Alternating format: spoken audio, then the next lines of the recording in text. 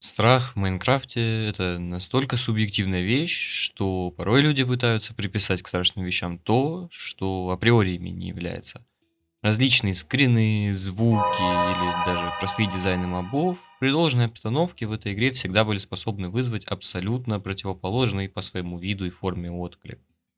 Кто-то видел страх в звуках поезда или эхо в пещерах, сразу вылезая наружу. Кто-то мог разглядеть в генерации мира узоры и рожицы, коих на самом деле не было задумано изначально.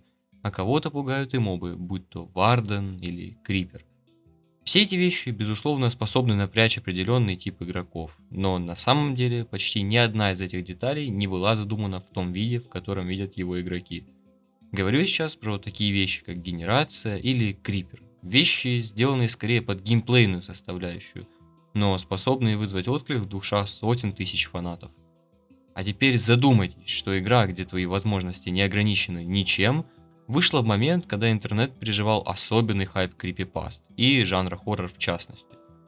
Такое совпадение не могло не повлечь интересные моменты, одним из которых навсегда отпечатался в этом комьюнити — Херобрин. У микрофона Трикстер, и в этом ролике я бы хотел объяснить, почему я считаю Херобрина одним из самых уникальных явлений в комьюнити Майнкрафта и в комьюнити крипипаст в принципе.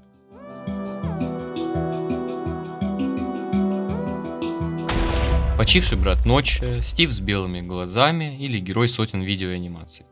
Херобрин в то время был везде, чего касалось комьюнити кубической игры, но, как по мне, то хайп вокруг него был избыточен гораздо дольше, чем в первые годы своего появления. И прежде всего заслуга в этом лежит в простоте. Помнится, изначально всю шумиху крипипаст начал Слендермен, не менее известная персона тогдашнего интернета, чья популярность была завязана на игре и простоте его идеи.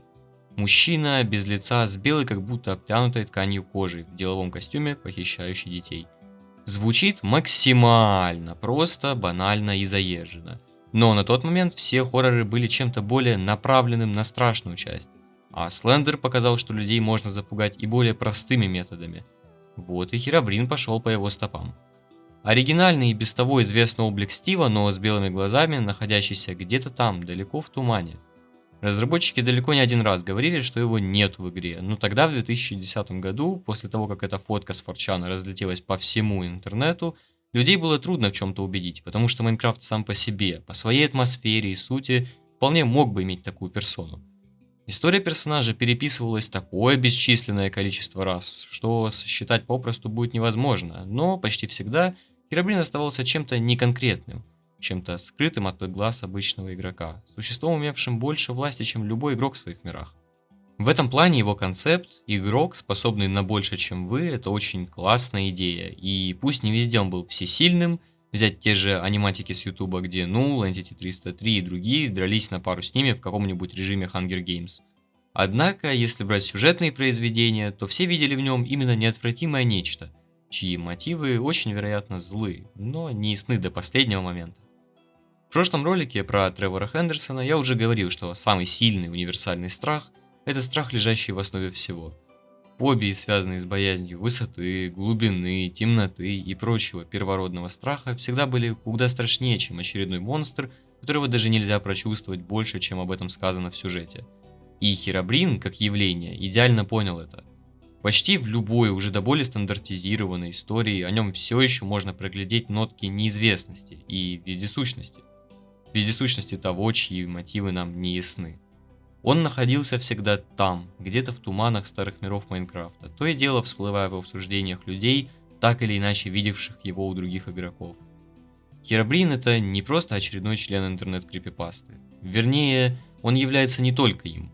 Он также несет в себе самодостаточное явление того, насколько Майнкрафт должен быть разным. Вы можете считать меня сумасшедшим, но, как по мне, именно Херобрин не сам по себе, но, являясь персонажем множества роликов, привнес довольно значимую часть аудитории в наш фандом, самым большим показателем которого является отсылка в Майнкрафт-фильме. Да, я понимаю, что авторы спихнули это на графическую ошибку, но будьте уверены, это лишь отговорка. Отсылка на Херобрина в фильме вполне очевидно была сделана специально. Я очень надеюсь, что те времена, когда Херобрин еще мог показать свой уровень популярности, когда-то вернутся.